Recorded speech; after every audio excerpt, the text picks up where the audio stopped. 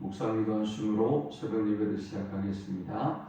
하나님 감사합니다. 간밤에도 주님의 품에 우리를 품어주셨다가 새날을 주시고 예배케 하심을 감사합니다. 오늘 이 하루도 주님과 동행하는 하루가 되게 하시고 주님을 기쁘시게 하는 하루가 되도록 인도하여 주옵소서. 우리의 생각하는 것과 또 말과 행동이 하나님의 마음을 감동시키는 하루가 되게 하여 주옵소서. 오늘도 우리가 가지고 온 모든 인생의 짐과 문제들은 주께서 담당해 주시고 우리가 알지 못했던 크고 은밀한 방법들로 응답하시고 역사하여 주옵소서. 오늘 이 하루도 온전히 주께 부탁드리며 예수님의 이름을 지하여 간절히 기도하옵나이다. 아멘. 찬송 384장 나의 갈 길 다가도록 예수 인도하시니 내 주 안에 있는 긍휼 어찌 의심하리요. 믿음으로 사는 자는 하늘 위로 받겠네. 무슨 일을 만나든지 만사형통하리라. 무슨 일을 만나든지 만사형통하리라. 나의 갈 길 다가도록 예수 인도하시니 어려운 일 당한 때도 족하는 해주시네. 나는 심히 고단하고 영혼 매우 가라나 나의 앞에 반석에서 샘물나게 하시네. 나의 앞에 반석에서 샘물나게 하시네.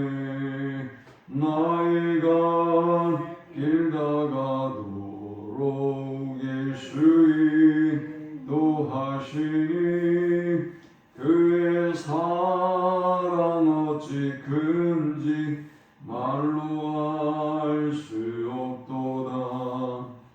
성령과 받은 영혼 하늘나라 갈 때에 영영 부를 나의 찬송 예수 인도하셨네. 영영 부를 나의 찬송 예수 인도하셨네.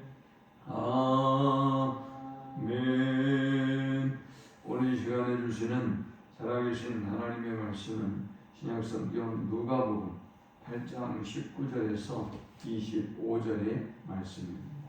예수의 어머니와 그 동생들이 왔으나 무리로 인하여 가까이 하지 못하니 어떤 이가 알리되 당신의 어머니와 동생들이 당신을 보려고 밖에 서 있나이다. 예수께서 대답하여 이르시되 내 어머니와 내 동생들은 곧 하나님의 말씀을 듣고 행하는 이 사람들이라 하시니라. 하루는 제자들과 함께 배에 오르사 그들에게 이르시되 호수 저편으로 건너가자 하시매 이에 떠나 행선할 때에 예수께서 잠이 드셨더니 마침 광풍이 호수로 내리치매 배에 물이 가득하게 되어 위태한지라. 제자들이 나와 깨워 이르되 주여 주여 우리가 죽겠나이다 한데 예수께서 잠을 깨사 바람과 물결을 꾸짖으시니 이에 그쳐 잔잔하여지더라. 제자들에게 이르시되 너희 믿음이 어디 있느냐 하시니 그들이 두려워하고 놀랍게 여겨 서로 말하되 그가 누구이기에 바람과 물을 명하며 순종하는가 하더라. 아멘. 예수님이 공생애를 시작하면서 가족과의 관계는 어떠했을까? 사실 예수님은 이미 나사렛에서 사람들에 의해서 낭떠러져서 죽을 뻔한 경험이 있습니다. 그의 가족들은 많은 사람이 예수님을 대적한 광경을 보았고 그리고 또 자신의 아들이자 형제를 낭떠러지에서 떨어뜨려 죽이려고 하는 대적하는 사람들의 모습을 또한 보아 알고 있습니다. 예수님의 공생의 활동이 점점 더 왕성해지면서 예수님을 추종하고 따르는 무리들은 많아졌을 것이고 또한 예수님에 대해서 대적하는 세력들 그리고 흉흉한 소문들은 점점 더 유대사에 널리 퍼지기 시작했고 그리고 또 그의 가족들에게 들려왔을 것입니다. 예수님이 씨 뿌리는 비유를 말씀하고 난 이후에 예수님의 어머니와 그의 형제들이 예수님을 찾아옵니다. 그러나 주변에 사람들이 워낙 많아서 예수님을 만나지는 못했습니다. 한 사람이 예수님께 나와서 예수님, 밖에 어머니와 형제들이 동생들이 와 있습니다 라고 말합니다. 이때 예수님의 반응은 참으로 놀랍습니다. 21절에 예수께서 대답하여 이르시되 내 어머니와 내 동생들은 곧 하나님의 말씀을 듣고 행하는 이 사람들이라 하시니라 했습니다. 오늘 본문을 통해서 우리는 첫 번째 영적 교훈을 얻습니다. 이 본문이 주는 첫 번째 영적 교훈은 말씀을 듣고 행하는 자가 예수님의 가족이다 라는 것입니다. 사실 예수님의 육신의 가족들은 예수님을 오랫동안 보지 못했습니다. 그러니까 예수님은 지금 집을 나오신 상태이죠. 그리고 예수님의 메시아 자의식을 가지고 있는 모습 그리고 성장하는 과정에서 예수님이 성전에서 사람들을 가르쳤던 모습 이 모든 것들을 마음에 담고 있습니다. 그런데 예수님이 지금 행하시는 일들을 보니 그것은 그들이 못 본 척하고 있을 수만은 없는 상황이고 또 그런 쪽으로 상황이 흘러가고 있습니다. 점점 더 자신들이 보기에 문제가 커지는 것입니다. 그러니 기대도 있었겠지만 걱정이 컸을 것입니다. 유대의 지도자들이 더구나 종교 지도자들이 더욱더 예수님을 대적하고 죽이려고 하고 정죄하고 음모를 꾸미고 있기 때문에 더욱더 사람들이 예수님을 많이 찾으면 많이 찾을수록 가족들의 걱정은 점점 더 커져갈 수밖에 없었을 것입니다. 아마 짐작컨대 예수님에 대해서 험악한 이야기를 하는 것들 그리고 가족들에 대한 비난과 공격도 아마 그들에게 들렸을 것입니다. 자, 이러한 가운데 그들이 예수님을 찾았는데 예수님은 그들을 환영하고 또 그들을 위로해 주기는커녕 오히려 하나님의 말씀을 듣고 행하는 이 사람들이 내 어머니와 내 동생이고 내 가족이다 라고 이야기하고 있습니다. 이 본문이 주는 의미는 과연 무엇일까요? 예수님에게 있어서 지금 가장 시급한 일은 어떤 육신의 가족에 매여 있는 것이 아니라 고통받고 또 저 영원한 지옥의 형벌을 받을 수밖에 없는 인류를 구원하고 영혼을 구원하고 자기 주변에 많은 고통받는 사람들, 병든 사람들을 고치고 치료하는 것이 그에게 가장 중요한 일이지 육신적인 가족들과 어떤 시간을 빼앗기며 할 만한 그런 상황은 아니라는 말씀이죠.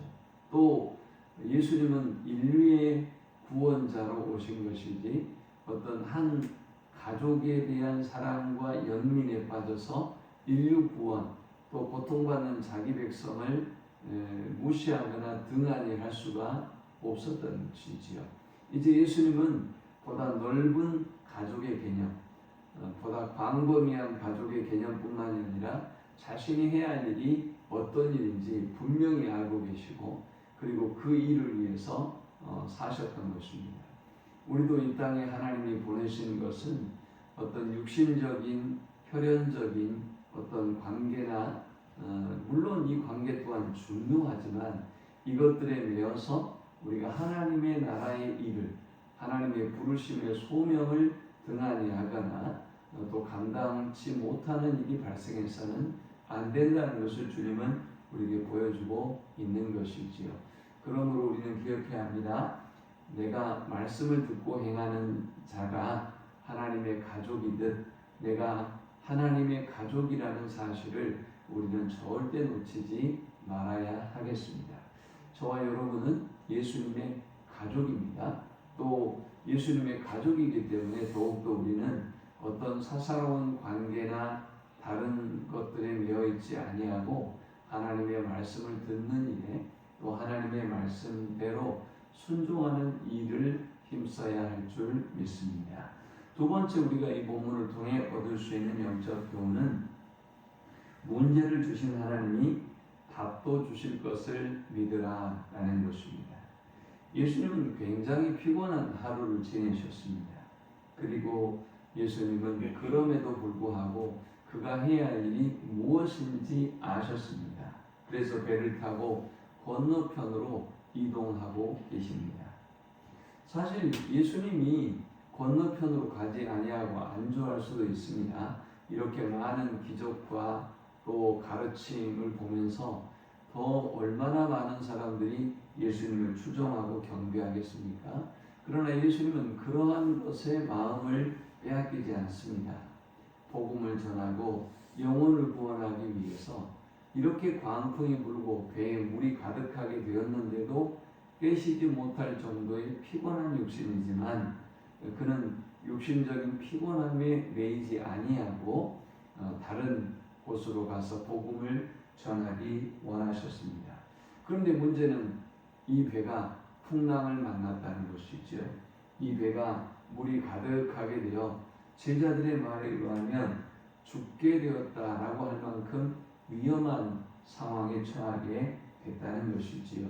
우리가 기억하고 주의해야 될 것은 우리가 믿으면 하나님이 함께 하시고 또 하나님이 우리를 지켜주시고 보호하셔서 고난도 눈물도 죽음도 없고 코로나도 없고 어떤 안 좋은 세상적 관점으로 본다면 어떤 안 좋은 일도 우리에게는 벌어지지 않는다라고 생각하는 사람들이 있는데요. 이건 어리석은 일이라는 것이지요. 우리가 예수님과 함께해도 광풍이 불고 우리가 예수님의 일에 전무하고 헌신해도 광풍이 인다는 사실을 기억해야 합니다. 예수님처럼 부모와 형제를 오히려 뒤로 하고 하나님의 나라를 위해 헌신하고 있어도 이렇게 끊임없이 광풍은 풍랑은 또 죽음의 위기는 우리에게 닥치고 있다는 것을 우리는 기억해야 합니다. 그러나 한 가지 분명한 사실은 이러한 문제를 주시는 하나님이 이런 모든 문제를 감당할 만한 힘과 능력을 주시고 또 주님이 이 모든 위기와 고난으로부터 우리를 구원하시고 응답해 주신다는 확신을 분명히 우리가 가지고 광풍을 만나야 한다는 것입니다. 풍랑을 만나야 된다는 것입니다. 시련과 어려움을 바라보아야 한다는 것입니다. 그렇지 않으면 우리가 세상 사람들하고 뭐가 다르겠습니까? 그러므로 오늘 고난이 어려움이 문제가 항상 우리와 함께 하고 있지만 그럼에도 주님이 나와 함께 하시고 주님이 이 문제를 주셨기 때문에 이 문제와 이 풍랑도 이기게 하실 수 있다는 믿음으로 승리하는 우리 모두가 되시기를 축원합니다. 마지막 세 번째 우리가 이 본문을 통해서 얻을 수 있는 영적 교훈은 진정으로 두려워해야 될 대상은 예수 그리스도시다라는 것입니다. 제자들은 이 풍랑을 만나고 죽음의 위기를 느꼈습니다. 그들은 예수님을 향하여 주여 우리가 죽게 되었습니다 라고 외쳤습니다. 그런데 예수께서 일어나시고 바람과 물결을 꾸짖고 잔잔케 하셨습니다. 그리고는 제자들에게 주님이 말씀하셨어요. 너희 믿음이 어디 있느냐 하시니 그들이 두려워하고 놀랍게 여겨 서로 말하되 그가 누구이기에 바람과 물을 명함에 순종하는가 하더라 했습니다. 두려움에 떨고 있는 제자들에게 필요한 것은 믿음이라고 보셨던 것입니다. 두려움에 떨고 있는 제자들의 문제 또한 믿음이라고 보셨던 것입니다. 오늘 우리가 살아가면서 위기를 만나고 어려움을 당할 때 우리는 제자들처럼 이렇게 두려움에 떨고 또 뭐 죽게 된 것처럼 망하게 된 것처럼 세상의 모든 것이 다 끝나는 것처럼 낙심하고 절망하는데 주님은 우리를 향하여 말씀합니다. 너의 믿음이 어디 있느냐? 우리가 어떤 문제를 만나도 주님에 대한 분명한 믿음과 확신을 가지고 나아가야 함을 주님이 우리에게 보여주고 있는 것이죠. 그리고 주님은 이 파도를 잔잔케 하셨습니다. 이 제자들은 예수님의 이 위대한 능력을 보면서 바람과 물도 순종하는 이 주님의 모습과 능력을 보면서 두려움에 떨었습니다. 저와 여러분이 진정으로 두려워야 될 대상은 바람과 물이 아닙니다. 이 모든 바람과 물과 우리가 인생에서 만나는 이 모든 위기와 어려움들을 말씀 한마디로 잔잔케 하실, 해결해 주실 우리 주님이 우리에게 가장 두려운 대상이며 경외해야 할 대상임을 알고 오직 주님만 두려워하고 높이는 우리 모두가 되실 수 있기를 축원합니다. 하나님 감사합니다. 귀한 말씀을 통해서 은혜 받고 깨닫습니다. 세상에서 우리가 풍랑과 파도를 만나지만 주님이 우리와 함께 하고 계시는, 주님이 이 문제를 만나게 해주셨다면 또한 주님이 이 문제를 감당하게 해주시고 또 이기게 해주실 것을 믿고 나아가게 하여 주옵소서. 어떤 풍랑과 어려움도 잔잔케 하실 하나님 앞에 우리 모든 생의 문제를 가지고 나아가게 하시며 또 해결받게 하여 주옵소서. 예수님의 이름으로 기도합니다. 아멘. 지금은 우리 주 예수 그리스도의 크신 은혜와 성부 하나님의 극진한 사랑과 성령의 인도보 교통 충만케 하시니 우리 인생의 모든 짐과 문제들을 온전히 주께 맡기고 주님이 잔잔케 하시고 주님이 해결해 주실 것을 믿고 믿음으로 승리하기를 소망하는 모든 주의 백성들의 머리 위에 이제로부터 영원토록 함께 있을지어다. 아멘.